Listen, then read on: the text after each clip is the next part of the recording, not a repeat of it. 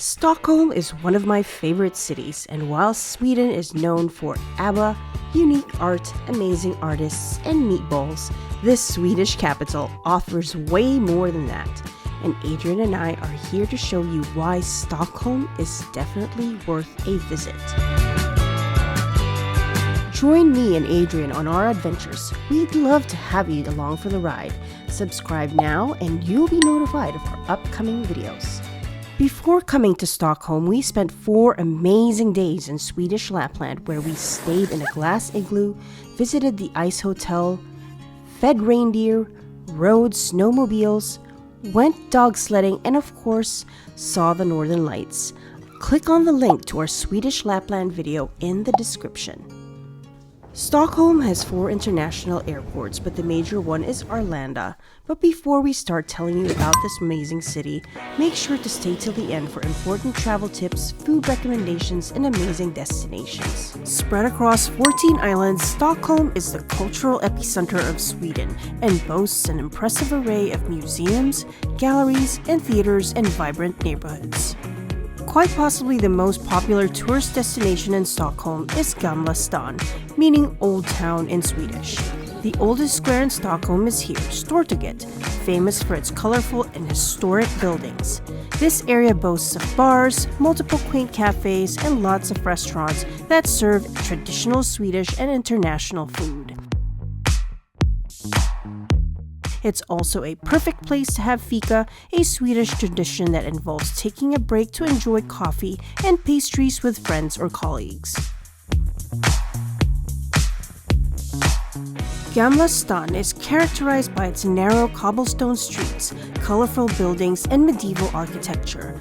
Dating back to the 13th century, you will find even an old Rikstelephone, which is one of the very few left and was used back in the day to call long distance between cities. These cobbled streets may be charming, but make sure to wear comfortable shoes with a good grip, as walking on these can be tiring and can get slippery. We made it a point to visit one of the narrowest alleys in Europe, the Martin Trotsigsgran. And when I say narrow, look how I can wedge myself between the 2 opposite walls.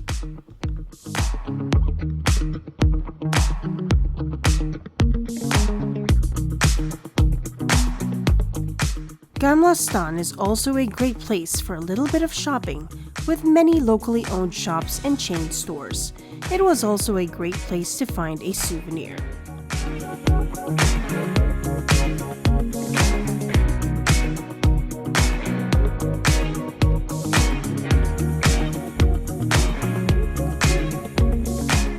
And right in the heart of Stortorget is the Nobel Prize Museum, one of Stockholm's most important museums and a must-visit if you wish to learn more about its origins, winners, and its significance to the world. It also boasts an interactive display for children.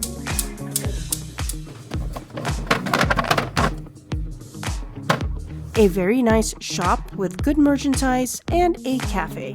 And by the way, did you know that Alfred Nobel, the man whose name is associated with this prestigious award, invented the dynamite?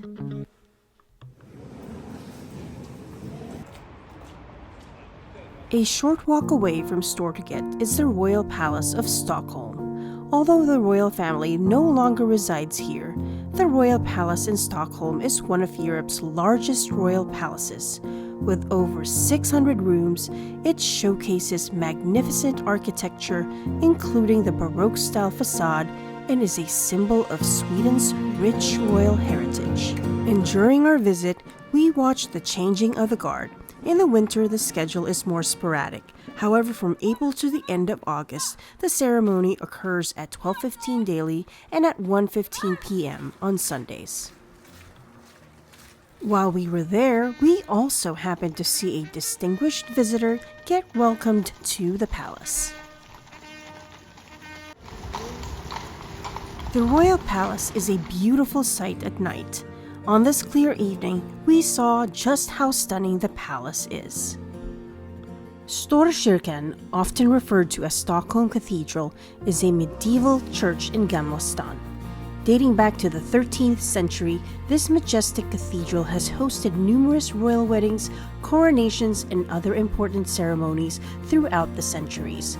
Today, it continues to serve as a place of worship, cultural heritage, and architectural marvel.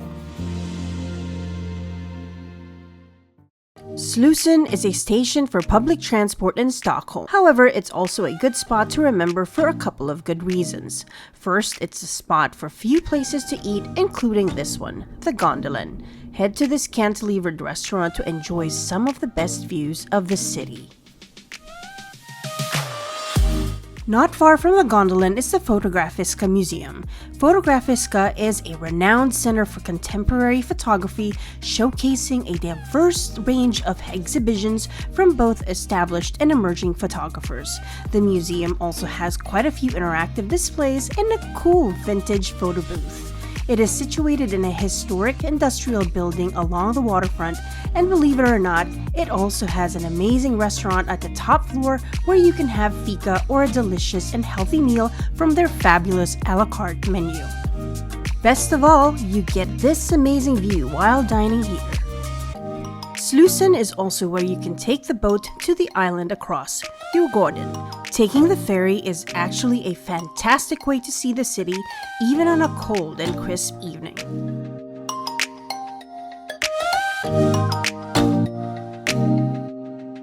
Djurgården is a picturesque island in central Stockholm, known for its lush greenery, and is where most locals and visitors go for a tranquil escape from the city buzz.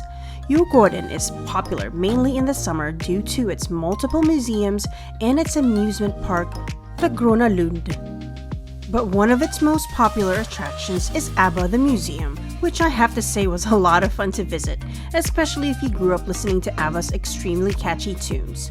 This gets busy, especially in the summer, and I highly recommend that you book ahead online and pick a time slot that's best for you. Unfortunately, we were not allowed to film in majority of the museum, but trust me, if you're interested in seeing lots of ABBA memorabilia, this is the place to be. And it has a few interactive things to do, such as being the band's 5th member and participating in a silent disco. Guess I was having too much fun, huh? The next museum we visited was the Viking Museum. Although there weren't many artifacts to look at, Adrian and I still enjoyed our visit as we found it to be very educational.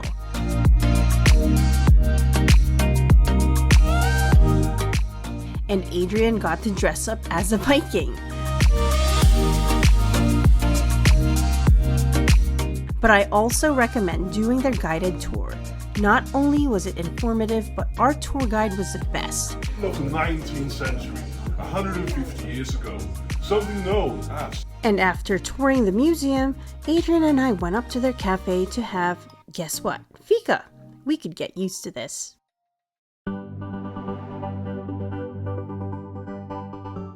Another popular museum in Djurgården is the Vasa Museum. The Vasa Museum in Stockholm is home to the remarkably well-preserved Vasa worship, an iconic symbol of Sweden's maritime history. This grand museum showcases the meticulously restored vessel, which sank on its maiden voyage in 1628 and was salvaged centuries later. Visitors can marvel at the intricate craftsmanship of the ship, learn about its ill-fated voyage, and immerse themselves in the rich maritime heritage of Sweden through interactive exhibits and displays.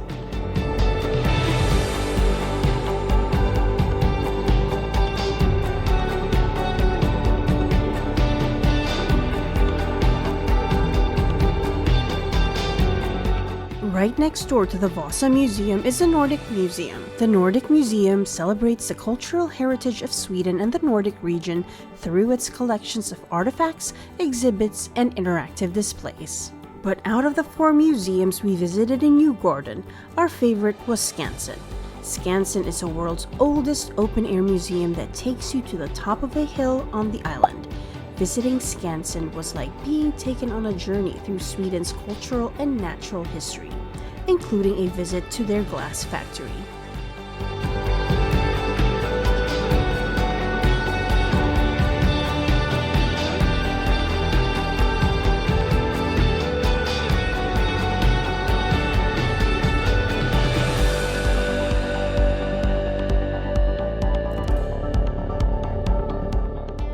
The museum features historic buildings from different regions that have been carefully preserved.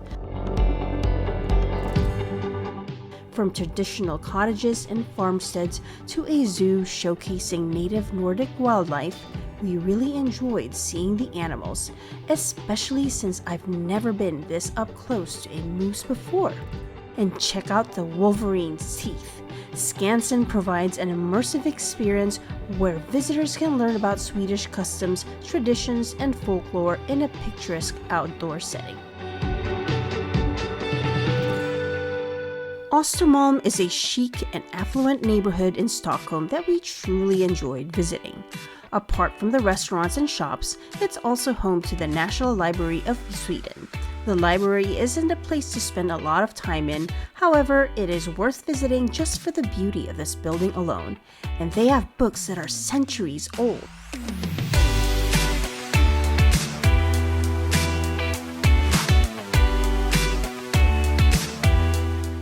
But the highlight is the Codex Gigas, or the Devil's Bible, which is a large medieval manuscript that's 800 years old. It's called the Devil's Bible due to its large, full portrait of the devil in the book and its rich collection of magic formulas and spells. We also visited the Salu Hall, or Food Hall, which has been an institution since opening in 1888. There are multiple stores and restaurants on 3 floors, and Adrian and I just fell in love with the antique stalls and their character. The Östermalm Salu Hall is a perfect destination for both shopping and dining. If you're looking to try Swedish delicacies, this is definitely a place you must visit.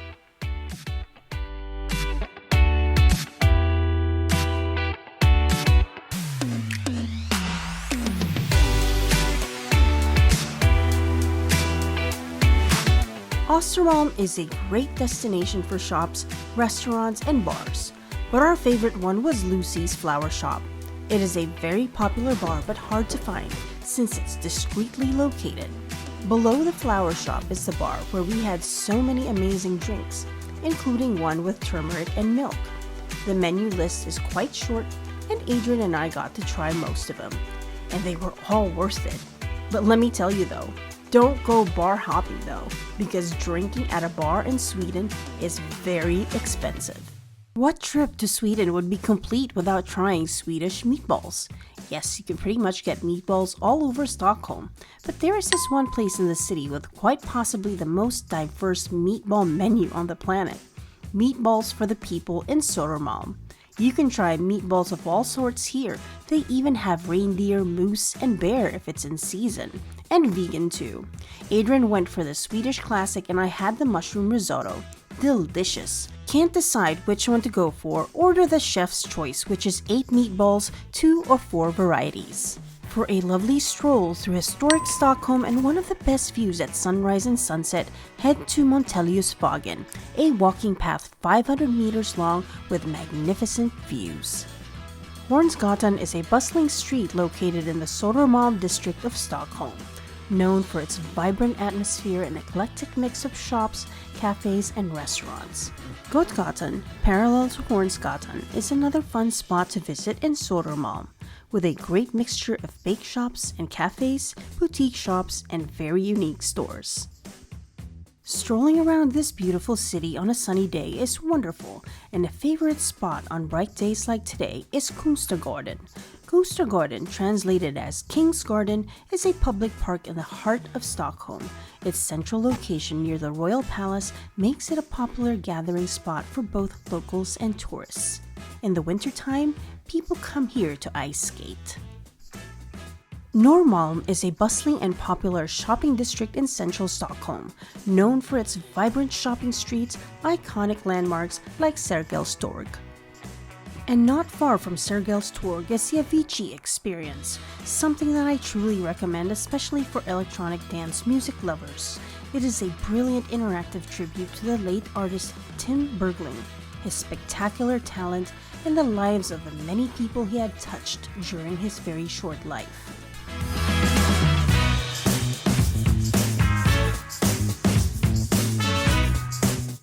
And where can you find a city that boasts of subway stations as works of art? In Stockholm, there are many subway stations that feature different styles and unique artwork, such as this one in Kungsträdgården and the Central Station.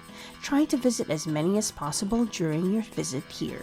Speaking of transportation, getting around Stockholm is very easy. Take the subway and pay using only your telephone or credit card at the gates. You can also take the bus using the same payment method.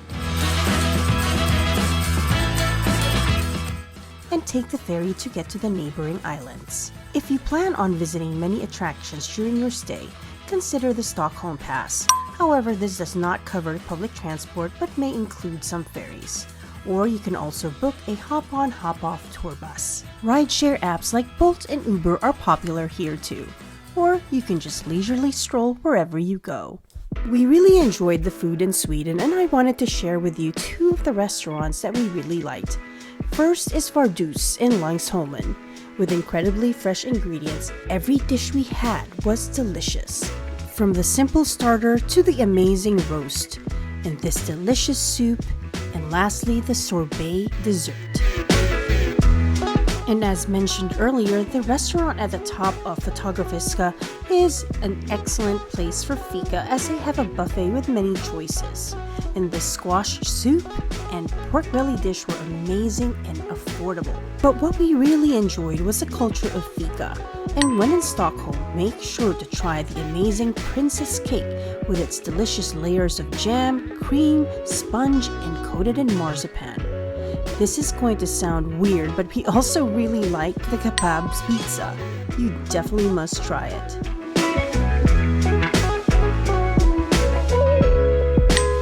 And of course, these delicious freshly baked cinnamon rolls. Smørbrød is another one to try. It's an open-faced sandwich smeared with butter and topped with a variety of fresh ingredients.